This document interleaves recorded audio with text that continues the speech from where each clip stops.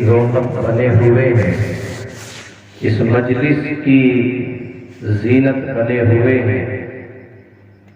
یقیناً آپ حضرات قابل مبارکباد ہیں، اور بالخصوص حضرت مولانا محمد خورشید صاحب زیرہ مجدہم العالی جو آج اس پروگرام کی نسبت ان کی والدہ محترمہ اس دار فانی سے رخصت ہو گئی، اس کے بعد اس مجلس کو سجایا گیا تاکہ ان کو یاد کیا جائے، ان کے اوپر اللہ کا کلام پڑھ کر اللہ سے دعا کی جائے کہ اللہ ان کی مغفرت فرما دے، آمین۔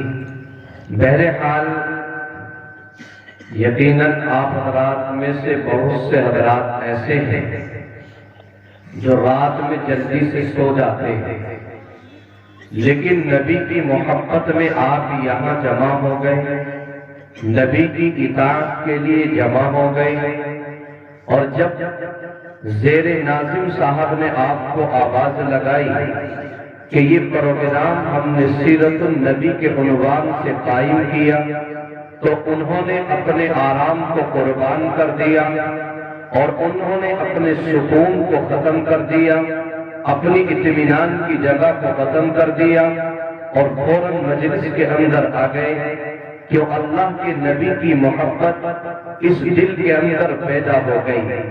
لیکن اب مجھے ایسا محسوس ہونے لگا کہ وہ حضرات جو جلدی سونے والے ہیں ان کے چہروں کے اوپر اور ان کی آنکھوں میں نیند کا غلبہ آنے لگا ہے۔ میں آپ کو ایک بہت ہی مختصر سا واقعہ سناؤں، ایک بہت مشہور لطیفہ آپ نے شاید بارہا سنا ہوگا، لیکن میں آپ تک یہ پیغام پہنچا رہا ہوں اس لطیفے سے کہ ہم جب دین کی مجلس میں بیٹھے تو بہت اچھی طریقے سے ہو کر ایسے معلوم ہونا چاہیے کہ ہم بات سن رہے ہیں۔ ایک بڑھیا اماں بیچاری جلسے میں جلسہ سن رہی تھی، شاید وہ اسی طرح مجلس ہوگی، وہ مجلس میں بیٹھی ہوئی تھی، بس ان کو نیند کا غلبہ تھا۔ جیسے ان کی آنکھ کھلی تو مقرر صاحب اس لفظ پر تھے کہ جب تمہیں جمبھائی آئے تو اپنے منہ پر ہاتھ رکھ کر لا حول ولا قوت الا باللہ پڑھ لیا کرو۔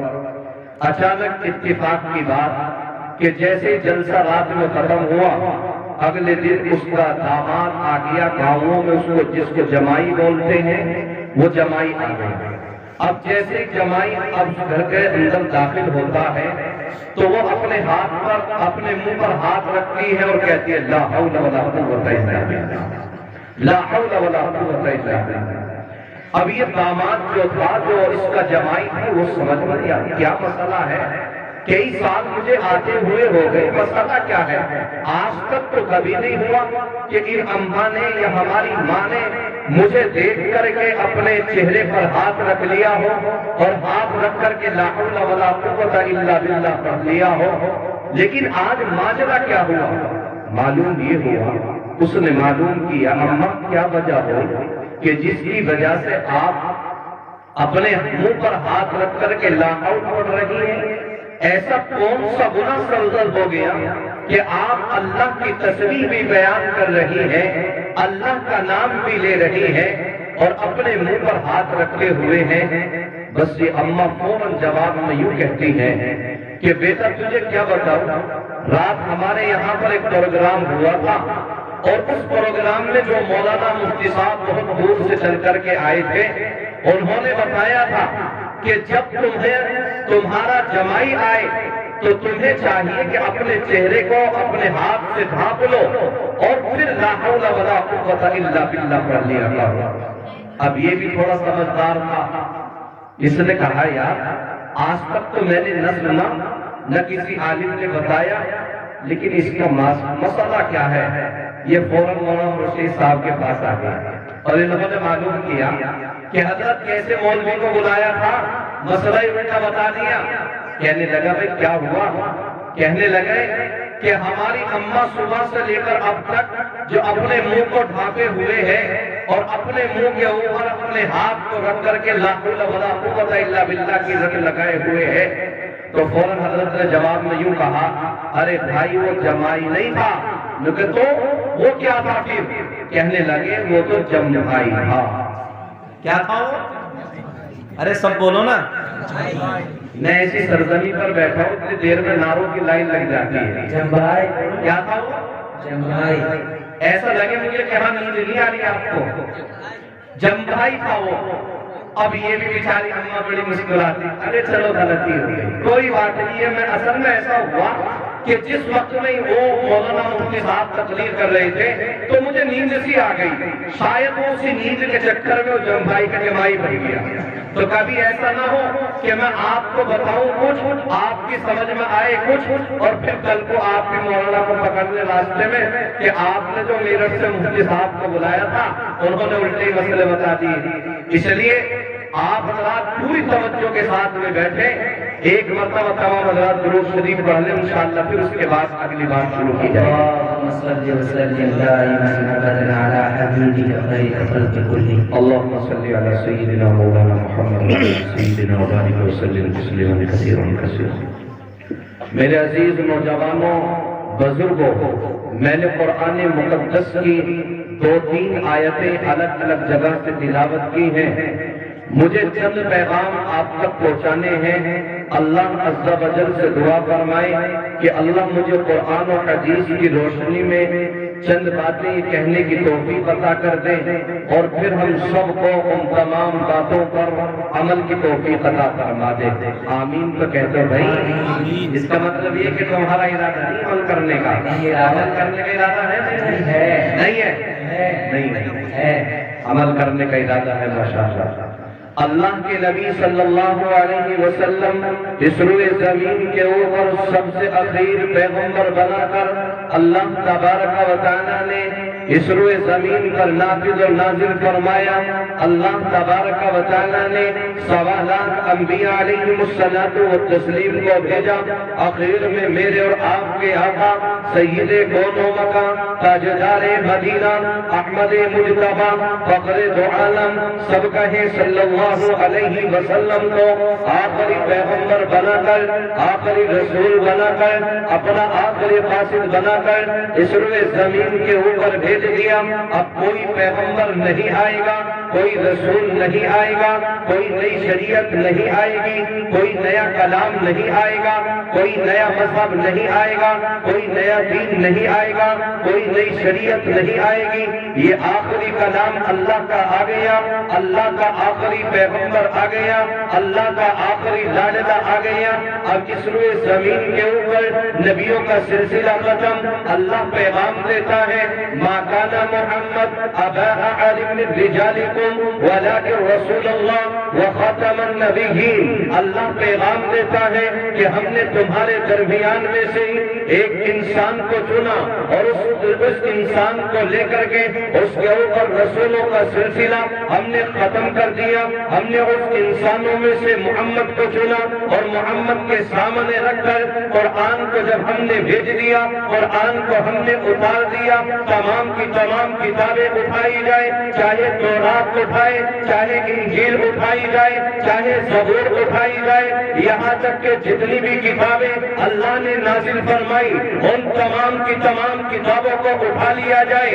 ان تمام کتابوں میں میرے اور آپ کے آقا سید کون و مکان، تاجدار مدینہ، احمد مجتبی، تاجدار مدینہ صلی اللہ علیہ وسلم کا آپ کو نام ملے گا۔ کہیں پر آپ کو محمد ملے گا، کہیں آپ کو احمد ملے گا، لیکن آقا کا تذکرہ ضرور ملے گا۔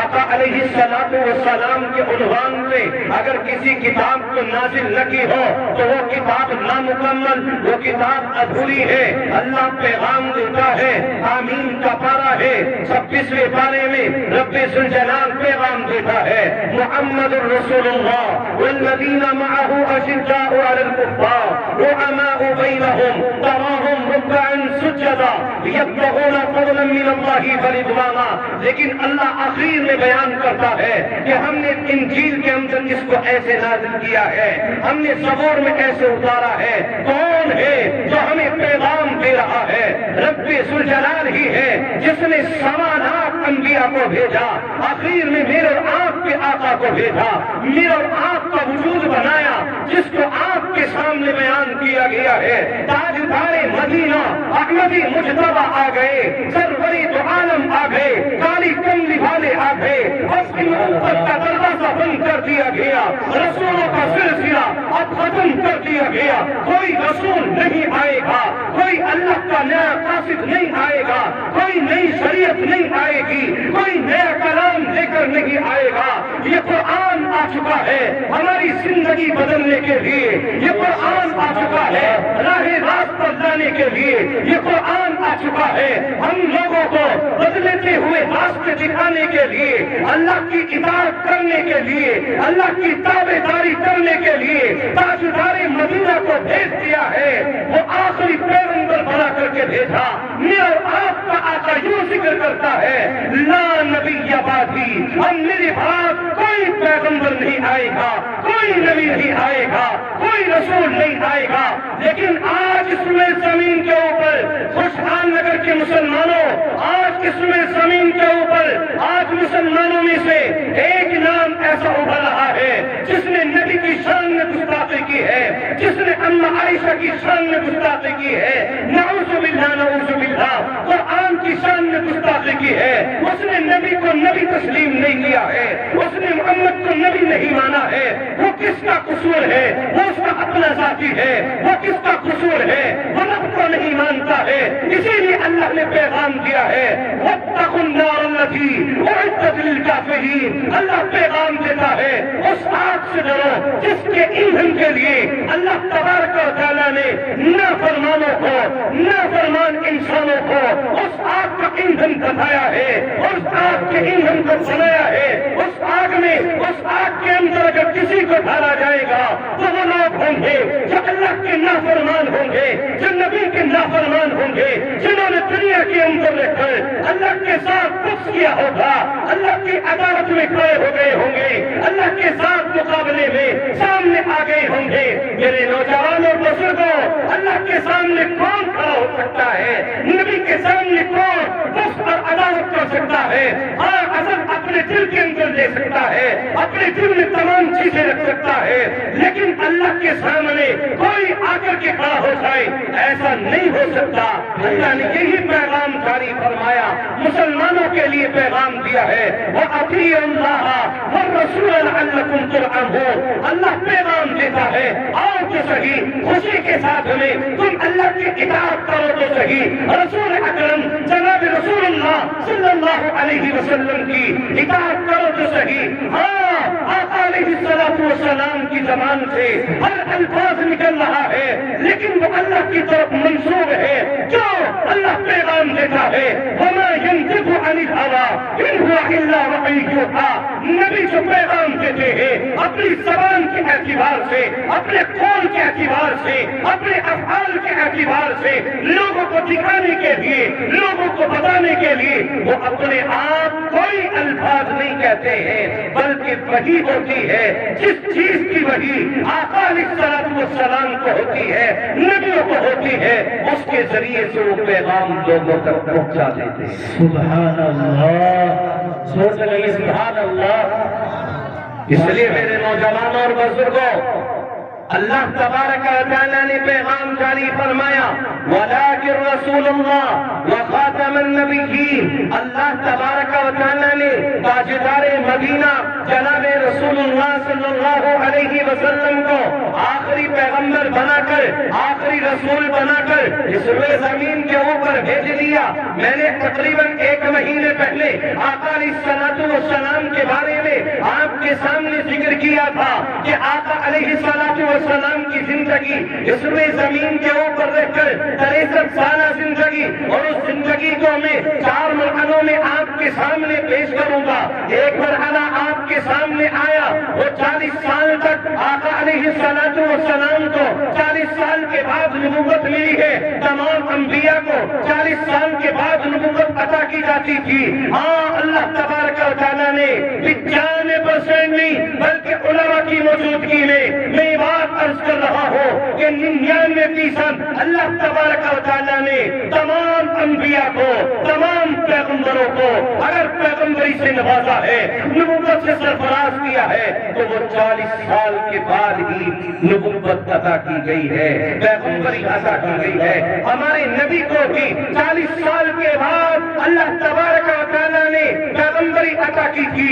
میرے نوجوانوں اور بزرگوں، آقا علیہ الصلوۃ والسلام کی عمر ابھی 35 سال ہے، ابھی نبوت نہیں ملی ہے.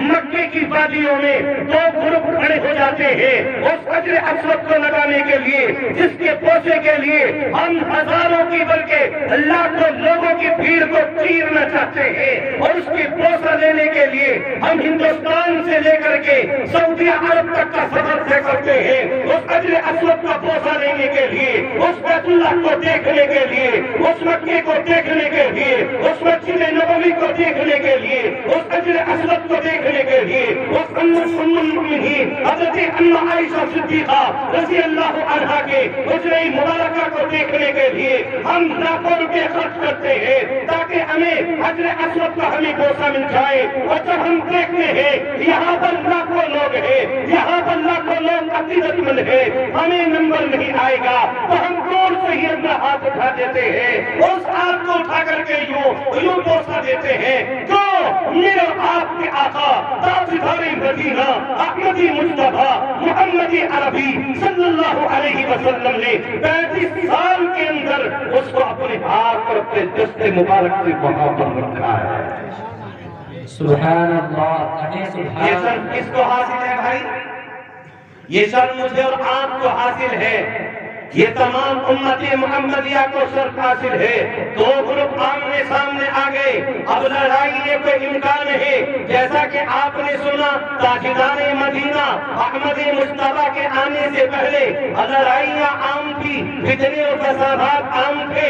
تمام دنیا کے اندر جتنے بھی جھگڑے ہو سکتے تھے وہ تمام جھگڑے عام تھے. لیکن اس بات کو لے کر کہ اب مکے کی یہ جو دیوار ہے، یہ تو بیت اللہ کی دیوار ہے، اس دیوار کو منہدم کر دیا گیا، اس دیوار کو توڑ دیا گیا، اور یہ پتھر جو حضرت ابراہیم علیہ السلام نے لگایا تھا، آج یہ پتھر زمین کے اوپر پڑ گیا. اب 2 گروپ والے آ گئے، یہ دونوں پارٹیاں آمنے سامنے آ گئی. اب لڑائیوں کے امکان سب سے زیادہ، لیکن وہاں پر آپ کے جیسے بہت سے لوگ باشعور بھی تھے، پڑھے لکھے لوگ بھی تھے. ان میں سے کسی نے یہ رائے دی کہ لڑو مت، آپ جو ہے ایسا کر لو، آپ ایسا کر لیجئے، اس سرحد کے اندر جو شخص سب سے پہلے داخل ہوگا ہم اس سے اپنا فیصلہ کیا کریں گے بھائی؟ کرا لیں گے.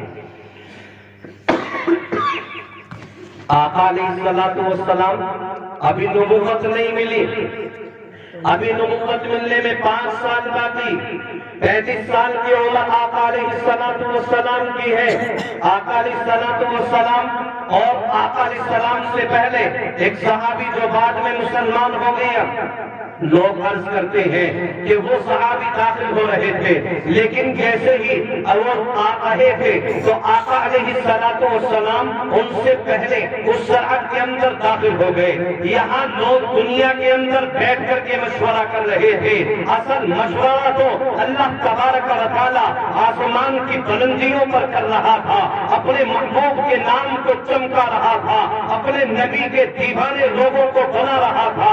آقا علیہ السلام نے جیسے اس سرحد میں پیر رکھا، تمام لوگ بول اٹھے اور تمام کے تمام لوگوں نے کھڑے ہو کر عام خوش آمدید کے لفظ استعمال کیے اور یوں کہا، ہمیں اس نوجوان کے تمام فیصلے منظور ہیں، جتنے فیصلے کرے گا، جس کے لیے بھی کرے گا، وہ تمام فیصلے ہمیں منظور ہوں گے۔ آقا علیہ السلام کی فراست دیکھو، آقا علیہ السلام ابھی نبوت سے سرفراز نہیں ہے۔ آقا علیہ السلام نے ان تمام انسانوں کو یوں کہا، آپ جاؤ ایک چادر اٹھا کر کے لے کر کے آؤ۔ ان تمام انسانوں سے چادر منگوا کر آقا علیہ السلام نے کہا، اس چادر کو بچھا دو۔ اپنے دست مبارک سے اس حجر اسود کو اٹھایا اور اس حجر اسود کو اس چادر کے اندر رکھا۔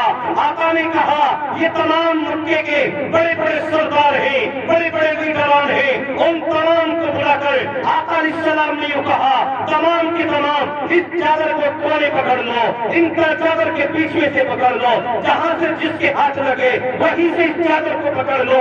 آقا علیہ السلام آگے آگے چل رہے ہیں۔ یہ تمام مکے کے بڑے بڑے سردار ہیں، جن میں ابو جہل بھی ہے، جن میں عتبہ بھی ہے، جن میں امیہ ابن خلف بھی ہے، تمام کے تمام بڑے بڑے لوگ یہ آقا علیہ السلام کے پیچھے چل رہے ہیں۔ آقا کو ابھی نبوت نہیں ملی ہے، یاد رکھنا، آقا علیہ السلام آگے چل رہے ہیں اور یہ مکے کے بڑے بڑے سردار اس پتھر کو لے کر کے خوشی خوشی آگے چل رہے ہیں۔ آقا علیہ السلام بیت اللہ کی سرحد میں پہنچے اور بیت اللہ کی سرحد میں پہنچ کر آقا علیہ السلام نے کہا، اس کو ایسے لگا دو۔ آقا علیہ السلام کے حکم کو وہ مانتے چلے جا رہے ہیں۔ آقا نے اپنے دست مبارک سے اس حجر اسود کے پتھر کو لیا اور اس پتھر کو اٹھا کر کے وہاں رکھ دیا جہاں میں اور آپ آج اس کو دیکھتے ہیں۔ تو یہ شرط کس کو ملا ہے؟ ہمیں اور آپ کو ملا۔ امت محمدیہ کو یہ شرط حاصل ہوا کہ اللہ تبارک و تعالیٰ نے اس روئے زمین کے اوپر مجھے اور آپ کو کتنا محترم شان بنایا، کتنا عالی شان بنایا، لیکن آج میں اور آپ کون سی خرمستی میں چلے گئے، اپنی زندگی کو کون سی زندگی بنانا چاہتے ہیں اور کون سی جگہ پر چلے گئے۔ آقا علیہ السلام کا فرمان اللہ پیغام دیتا ہے، اللہ کی قسم حضرت عمر فاروق رضی اللہ عنہ آقا علیہ السلام کے دربار میں حاضر ہوتے ہیں، السلام علیکم کہتے ہیں اور بیٹھ جاتے ہیں۔ آقا علیہ السلام نے ذکر فرمایا، واللہ لا یؤمن، واللہ لا یؤمن، واللہ لا یؤمن، 3 مرتبہ قسم کھا کر آقا علیہ السلام نے ارشاد فرمایا۔ حضرت عمر چونک جاتے ہیں اور دریافت کرنے پر مجبور ہو جاتے ہیں، سوال کرنے پر مجبور ہو جاتے ہیں، آقا کون شخص ایمان والا نہیں ہو سکتا؟ آقا نے ذکر فرمایا، عمر آپ سے میرا ایک سوال ہے، بتاؤ تو صحیح، تمہیں دنیا کے اندر رہ کر سب سے زیادہ محبت کس سے ہے؟ تو آقا علیہ السلام کے سامنے عمر فاروق یوں ذکر کرتے ہیں، آقا سب سے زیادہ محبت تم سے ہے۔ تو یوں ذکر فرماتے ہیں، آقا کیا دنیا میں دیکھ لینا آپ کے بیوی بچوں سے بھی زیادہ؟ کہا ہاں آقا بیوی بچوں سے بھی زیادہ۔ آقا علیہ السلام نے پھر فرمایا، دیکھ لینا رشتے داروں سے بھی زیادہ؟ فرمایا ہاں تمام رشتے داروں سے زیادہ۔ آقا علیہ السلام نے ذکر فرمایا، دیکھ لینا کیا دنیا کے اندر تمام انسانوں میں؟ فرمایا ہاں آقا دنیا میں جتنے بھی انسان ہیں ان تمام انسانوں میں اگر کوئی مجھے محبوب ہے تو وہ آپ ہو، چاہے میری ماں باپ ہیں، چاہے میری بیوی بچے ہیں، لیکن وہ بعد میں ہے۔ پہلے آقا آپ کی سیرت ہے، آپ کی سنت ہے، آپ کی محبت ہے، آپ کی ذات ہے، آپ کے قول و افعال ہے، اس کے بعد دنیا کی تمام چیزیں ہیں۔ آقا علیہ السلام نے جیسے ذکر فرمایا، اے عمر کیا تیری جان سے بھی زیادہ بس اس لفظ کو سننا تھا۔ حضرت عمر اپنے ذہن میں سوچنے پڑنے لگے، اپنے دماغ میں سوچنے لگے، بس سوچنا تھا کاش میں آپ ہوتے تو بتاؤ ہم کیا کرتے؟ دنیا کے اندر ہم نبی سے عشق کرنے والے، نبی سے محبت کرنے والے اگر آج دیکھا جائے، وہ نبی جو طائف کی وادیوں میں ہمارے لیے پتھریں کھا رہا ہے، وہ نبی جو قصہ کھودتے ہوئے، جو خندق کھودتے ہوئے اپنے پیٹ پر پھاکے سے پتھر باندھ رہا ہے، وہ نبی جس کی لاڈلی بیٹی 1 مہینے سے جس کے گھر میں راشن نہیں ہے، وہ نبی جو اپنی ہماری وجہ سے غزووں میں اپنے دندان مبارک شہید کروا رہا ہے، آج اس امت کا حال دیکھ لے. آج اس روئے زمین کے اوپر بیٹھنے والے نوجوانوں کا حال دیکھ لو. میرے نوجوانوں، نماز سے ہم کتنے دور، قرآن سے ہم کتنے دور، آقا کی سیرت سے کتنے دور، آقا کی سنت سے کتنے دور. وہ آقا جو ہر وقت یوں کہہ رہا ہے، یا ربی امتی، یا ربی امتی امتی. اے پروردگار عالم، میری امت کو معاف کر دینا، میری امت کو بخش دینا. لیکن آج ہی امت گناہوں کی دہلیز پر ہے، آج ہی امت شراب کے ٹھیکوں پر ہے، آج ہی امت جنوں کے اڈے پر ہے، آج ہی امت عیاشیوں میں مبتلا ہے، آج ہی امت زنا خوریوں میں مبتلا ہے، آج ہی امت فحاشیوں میں مبتلا ہے، آج ہی امت بدکاریوں میں ملوث ہے. میرے نوجوانوں بزرگوں، کہاں گئی آقا کی سیرت، کہاں ہے نبی کا طریقہ، کہاں ہے نبی کی سنت؟ آج ہماری زندگی سے نبی کی سیرت نکل گئی، نبی کا طرز عمل نکل گیا، نبی کی سنت نکل گئی، نبی کے قول نکل گئے، نبی کے افعال نکل گئے. اور ہم بڑے فخر کے ساتھ کہتے ہیں کہ ہم بھی مسلمان ہیں. سبحان اللہ. اسی لیے کیا شاعر نے کیا کہا؟ دامتوں نے محمد علی رکھ دیا، کیا یہی بس مسلمان کی پہچان ہے؟ میرے نوجوانوں بزرگوں، محمد علی نام رکھ لینا، محمد مصطفیٰ نام رکھ لینا، تاکہ نبی کی نسبت پر نام رکھ لیا جائے. نہ انبیاء کے نام پر نام رکھ لینا، یہ صرف کافی نہیں ہوگا. میں علماء کی موجودگی میں یہ پیغام آپ تک چھوڑ کر کے جا رہا ہوں کہ آقا علیہ السلام کے جتنے بھی نام ہیں وہ تمام کے تمام رکھ لو. توادات انبیاء علیہ السلام اس روئے زمین کے اوپر آئے، ان تمام پیغمبروں کے نام رکھ لو. ایک ہی انسان کے تمام نام رکھ لو. ان تمام نام رکھنے سے کچھ نہیں ہوگا، آقا کی سیرت کو اپنانا پڑے گا. ارے آپ اس دن کو یاد کرو جب آقا علیہ السلام نے مکہ المکرمہ کی وادی میں کھڑے ہو کر اعلان کیا تھا، لوگوں ان بتوں کو چھوڑ دو اور ان کی اطاعت کو چھوڑ دو، ان لات و عزا کو چھوڑ دو، ان لات و حبل کو چھوڑ دو، ان تمام کو چھوڑ کر آ جاؤ اللہ کی اطاعت کے لیے. تو آپ کا سوا ہے ابو لہب، جس نے آپ کے سامنے یوں کہا ہے، جس نے یوں کہا تھا تبت لک یا ھذا، یوں کہا تھا اس نے کہ اے نبی، اے محمد، اپنے بھتیجے کے سامنے یوں کہا تھا، اے بھتیجے، کیا تو نے بےہودہ باتیں کرنے کے لیے ہمیں یہاں پر بلایا ہے؟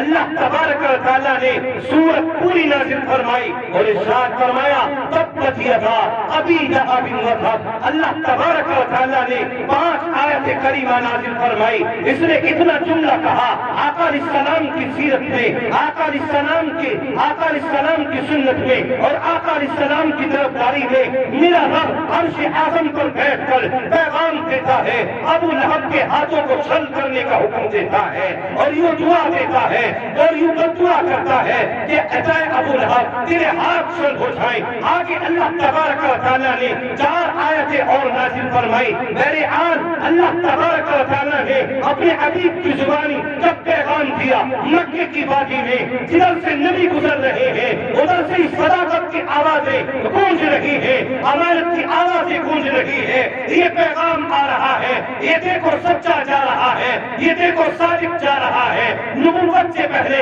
آقا علیہ السلام کو لوگ صادق سے زیادہ جانتے تھے، محمد سے کم جانتے تھے، امین سے زیادہ جانتے تھے، مصطفیٰ سے نام سے کم جانتے تھے. آقا علیہ السلام نے جیسے یہ جملہ کہا ہے اپنے پرائے ہو گئے، دشمن بن گئے. جو دوست تھے دشمنی میں، عداوت میں کود پڑے.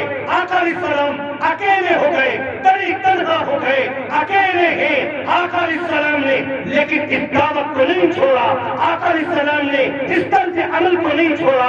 مکے کی وادیوں میں اعلان کر رہے ہیں اللہ کی اطاعت کے لیے آ جاؤ. مکے کی وادی میں اعلان کر رہے ہیں. کبھی آقا سجدے میں گر کر رو کر گر گیا کر اللہ سے دعا کر رہے ہیں، ربا عمر کے ذریعے سے اسلام کو بلندی عطا کر دے. اسی دعا کا ثمرہ یہ ہوا کہ جب عمر فاروق، جب دل کی دنیا بدل گئی، عمر فاروق آج ہی عمر فاروق ہے جو محمد کی گردن اڑانے کی باتیں کر رہا ہے.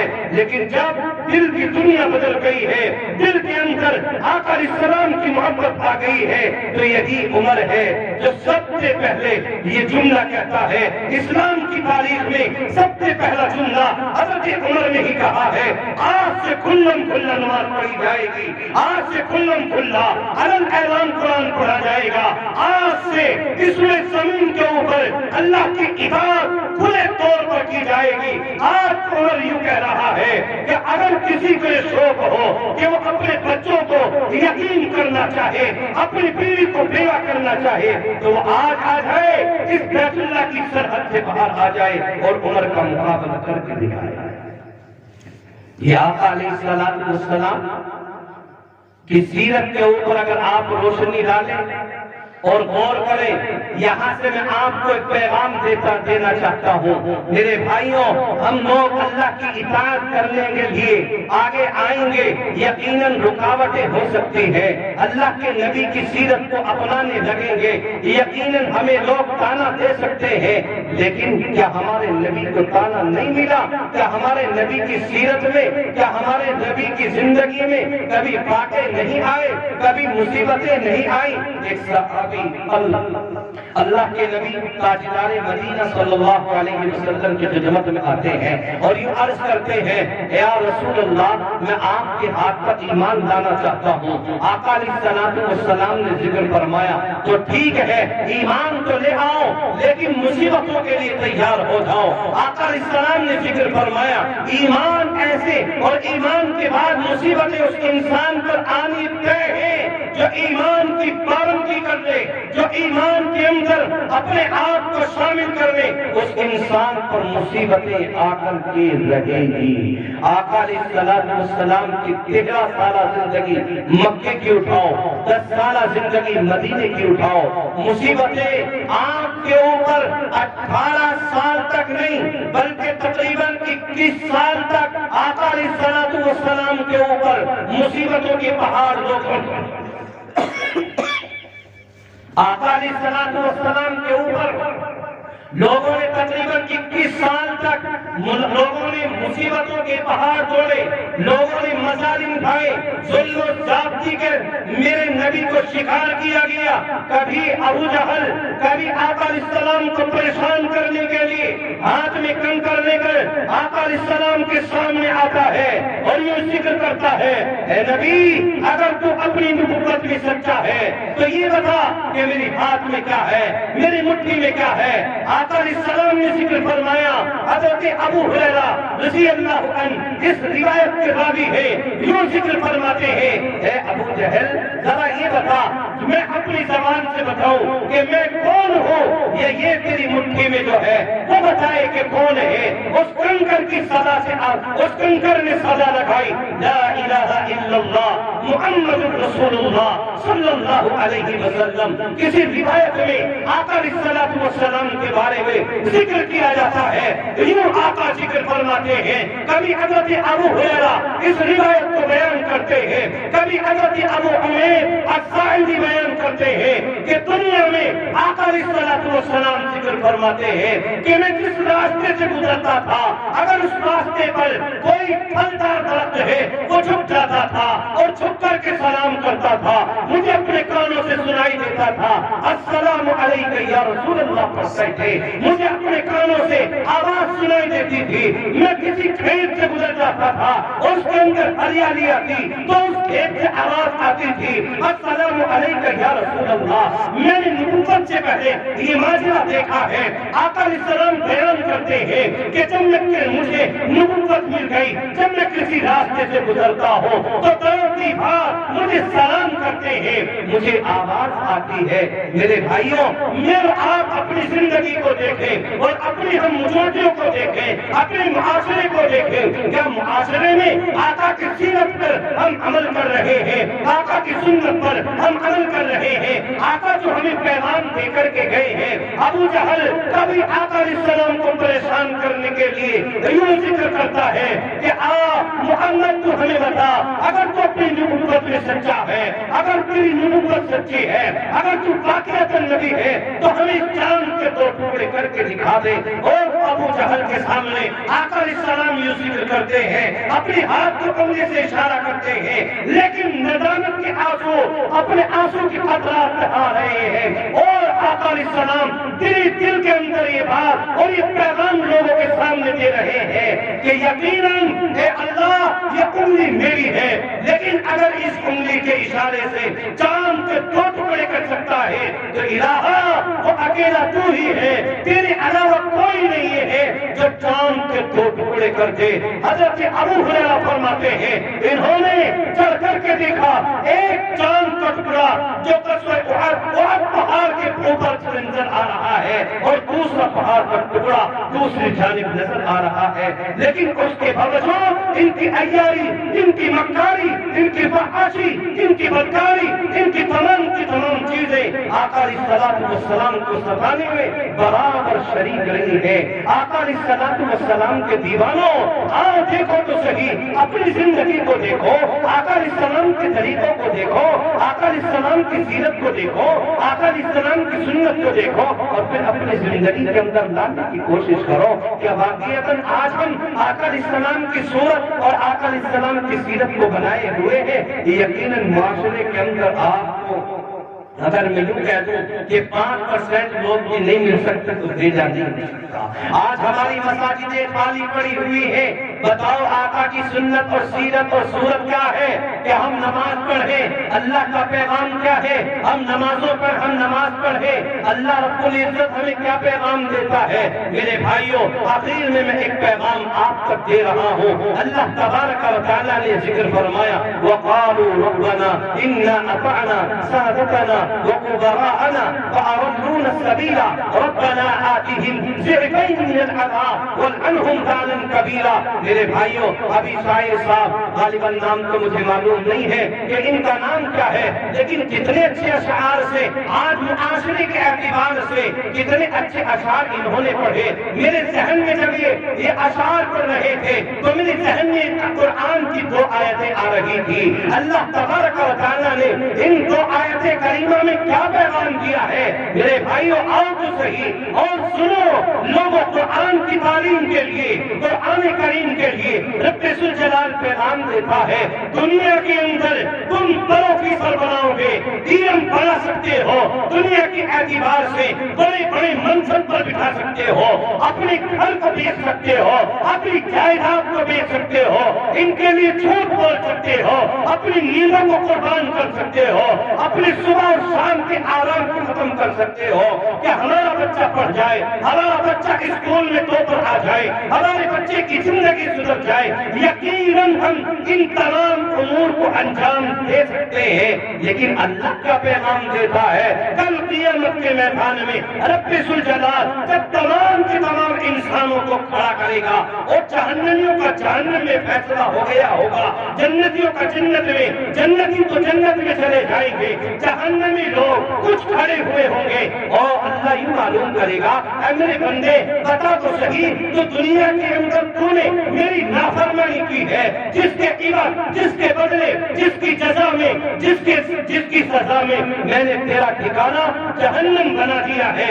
آج تیرا ٹھکانہ جہنم ہے، جب تو اپنے جہنم کا راستہ اختیار کر لے، جب تو نے دنیا کے اندر عیش اور راحت، سکون اور اطمینان کو اپنے لیے آگاہ کیا تھا، میری شریعت کو چھوڑ دیا تھا، میرے نبی کے طریقے کو چھوڑ دیا تھا، تو آج تو اپنا ٹھکانہ جہنم میں بنا لے۔ لیکن یہ انسان ابھی کھڑا ہوا ہوگا، سوچتا رہے گا، اللہ تبارک و تعالیٰ اس سے پھر معلوم کریں گے اے میرے بندے بتا تو صحیح تو دنیا کے اندر جب تو میری نافرمانی کر کے آیا، اس کے بدلے میں میں نے تجھے جہنم دے دی، تو اب تو جہنم میں کیوں نہیں جا رہا ہے؟ یہ یوں عرض کرے گا الہا دنیا کے اندر یقیناً میں نے تیری نافرمانی کی ہے، مجھے سزا ملنی چاہیے تھی، وہ سزا مل گئی ہے، لیکن میرے والدین جنہوں دنیا کے اندر رہ کر جنہوں نے مجھے قرآن نہیں سکھایا، جنہوں نے مجھے نماز نہیں سکھائی، جنہوں نے مجھے اسلامی ارکان نہیں سکھائے،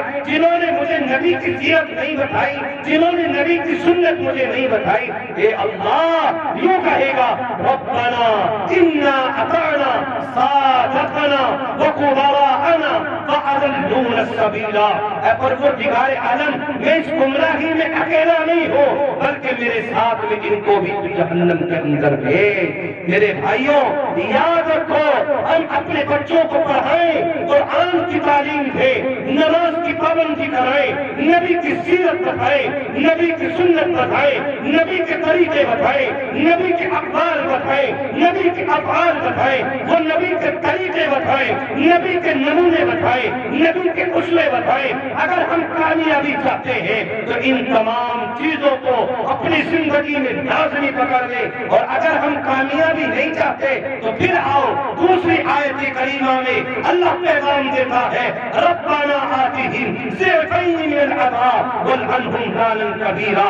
یہ انسان جس کے لیے تم نے اپنی راحتوں کو چھوڑ دیا تھا، جس کے لیے تم نے اپنے سکون کو ختم کر دیا تھا، جس کی وجہ سے تم نے رات کو رات نہیں جانا، جس کی وجہ سے تم نے دن کو دن نہیں جانا، جس کی وجہ سے تم نے جھوٹ بولا، جس کی وجہ سے تم نے حلال کو حلال نہیں جانا، یہ یوں کہے گا، ربنا آتہم ضعفین من العذاب، اے پروردگار عالم یہ میرے والدین ہیں لیکن ان کو تو دگنا عذاب دے، اور عذاب پر ہی موقوف نہیں ہوگا بلکہ یوں کہا جائے گا وَلْعَنْهُمْ لَعْنًا كَبِيرًا، اے الہ العالمین جو ان کے اوپر بہت بڑی لعنت ہے۔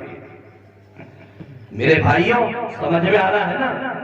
تو اگر آقا علیہ السلام کی سیرت ہماری زندگی میں نہیں ہوگی، آقا علیہ السلام کا اسوہ ہماری زندگی میں نہیں ہوگا، تو یہی بچے کل قیامت کے میدان میں ہمارے خلاف کھڑے ہوئے ہوں گے اور اللہ تبارک و تعالیٰ کے سامنے یوں عرض کریں گے، اے اللہ دگنا عذاب دے دینا، جتنا تو نے میرے لیے متعین کر رکھا ہے وہ عذاب میرے لیے ہے، لیکن اس سے دگنا میرے والدین کے لیے ہے۔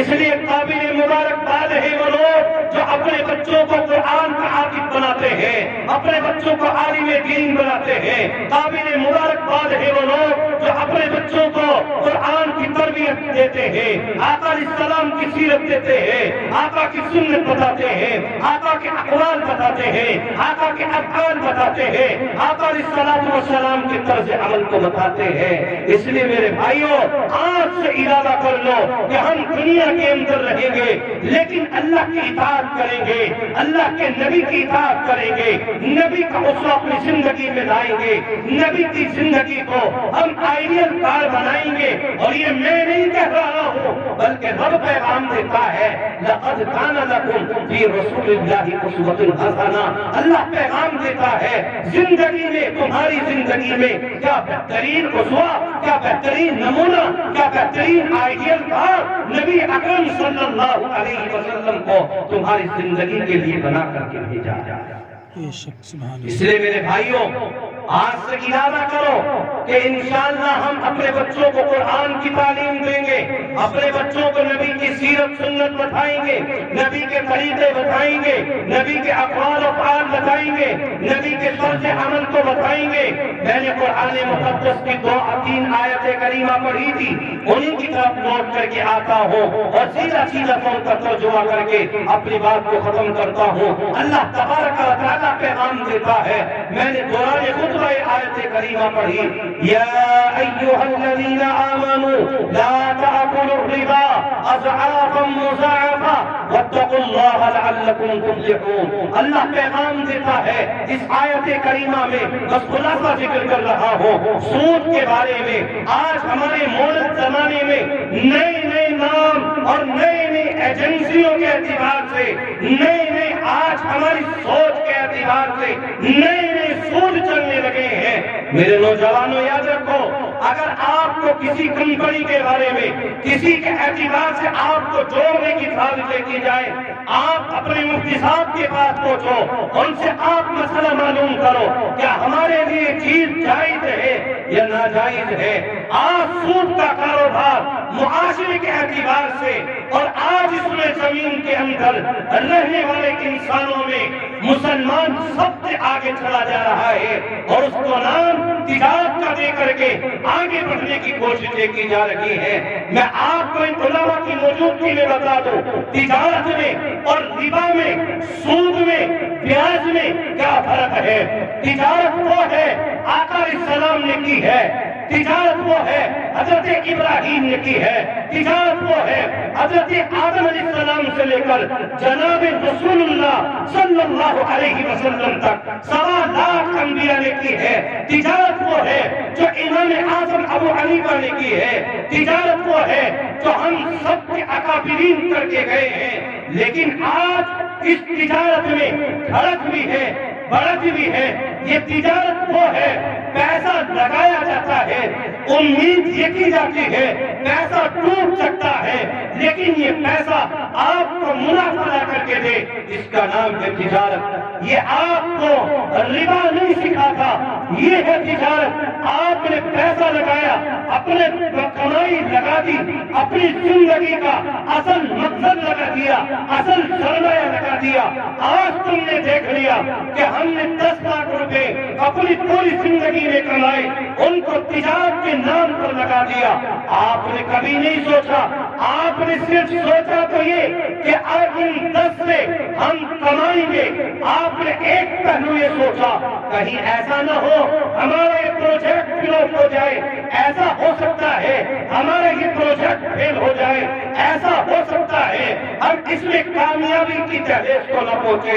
اس لیے میرے بھائیوں، اس لگائے ہوئے پیسے سے آپ کو منافع بھی مل سکتا ہے، آپ کے منافع میں کٹوتی بھی ہو سکتی ہے، آپ کا پیسہ ڈوب بھی سکتا ہے، وہ پروجیکٹ جو آپ نے بنایا تھا وہ کامیابی نہیں مل سکتی ہے۔ تو آپ نے دیکھا کبھی آپ کو گھڑت ملی ہے، کبھی آپ کو بڑھت ملی ہے۔ یہ تجارت ہے، اور تجارت کا اصول یہی ہے، ایک ہے ربا، آپ نے پیسہ لگا دیا، اس پیسے سے آپ کو منافع ہوتا رہے گا۔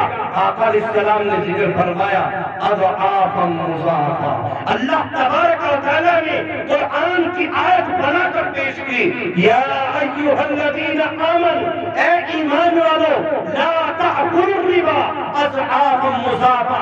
اضعافا مضاعفا، یہ جو چند آپ پیسوں پر پیسے لیتے ہیں، اللہ نے اس کو منع فرمایا، فرمایا سود مت کھاؤ، لا تأکلوا الربا، سود کے قریب تر مت جاؤ۔ اور کیا ذکر فرمایا، واتقوا اللہ لعلکم تفلحون، خوشی کے ساتھ اللہ کے سامنے پرہیزگار بن جاؤ، اللہ کی اطاعت کرنے والے بن جاؤ۔ میں نے 2 آیتیں اور پڑھی جن کے اندر اللہ نے پیغام دیا، واتقوا النار التي اعدت للکافرین۔ اللہ نے اس آیت کریمہ میں یوں ذکر فرمایا، میں آپ کے سامنے خلاصہ ذکر کر رہا ہوں۔ اللہ تبارک و تعالیٰ نے اس آیت کریمہ میں بیان فرمایا، اس آگ سے ڈرو جس کو ہم نے کافروں کے لیے، نافرمان لوگوں کے لیے بنا رکھا ہے۔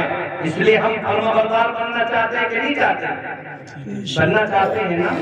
پھر آگے اللہ نے ذکر فرمایا وَأَطِیعُوا اللَّهَ وَالرَّسُولَ لَعَلَّكُمْ تُرْحَمُونَ۔ اللہ تبارک و تعالیٰ نے پیغام جاری فرمایا، خوشی کے ساتھ اللہ کی، اس کے رسول کی کیا کرو گے بھائی؟ کیا کرو گے؟ اطاعت کرو۔ فرمایا وَأَطِیعُوا اللَّهَ وَالرَّسُولَ لَعَلَّكُمْ تُرْحَمُونَ۔ یہ اطاعت کیوں کی جائے؟ ہر کسی کے ذہن میں کسی بات کو لے کر سوال پیدا ہو جاتا ہے۔ اگر ہم